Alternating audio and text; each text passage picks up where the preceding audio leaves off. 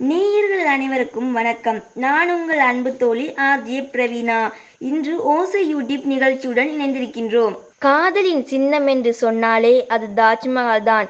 350 வருடங்கள் கடந்தும் தாஜ்மஹாலின் அழகும் பொலிவும் ஆச்சரியங்களும் ஒரு துளியளவு கூட இன்று வரை குறையவில்லை. தாஜ்மஹால் என்று சொன்னதுமே அனைவருக்கும் நினைவில் வருவது காதல் மட்டும்தான். அதிலையும் குறிப்பாக நினைவில் வருவது ஷாஜகான் மும்தாஜுடைய காதல். காதலின் சின்னமாக நிற்கும் இந்த தாஜ்மஹாலை கட்டியதற்கு காரணமாக இருந்த மும்தாஜ் ஷாஜகானுக்கு எத்தனையாவது மனைவி என்று தெரியுமா? மும்தாஜ் இறந்த பின்பு தாஜ்மஹாலை கட்டத் தொடங்கினார்களா? அப்படியென்றால் தாஜ்மஹாலை கட்டி முடிப்பதற்கு முன்பு மும்தாஜினுடைய சடலம் எப்படி பாதுகாக்கப்பட்டிருந்தது? மேலும் ஷாஜகானுக்கு நடந்த சோகமான இறுதி முடிவுகள் என்ன?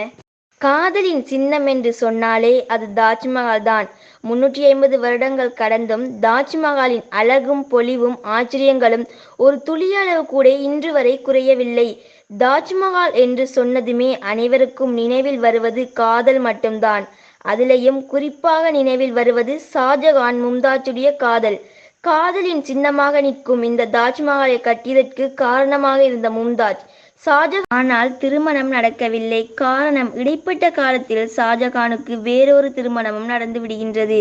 ஷாஜகான் அரசியல் ரீதியான பல திருமணங்களை செய்து கொண்டார் என்பது குறிப்பிடத்தக்கது. மும்தாஜை திருமணம் செய்து கொண்ட பின்னரும் பல திருமணங்களை செய்து கொண்டார் ஷாஜகான்.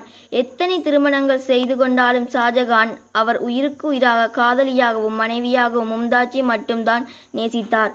ஷாஜகான் மும்தாஜுக்கும் கிட்டத்தட்ட 14 குழந்தைகள் உள்ளன. மும்தாஜுக்கு 14வது குழந்தை பிறக்கும் சமயத்தில் அவர் உயிரை இழக்கின்றார்.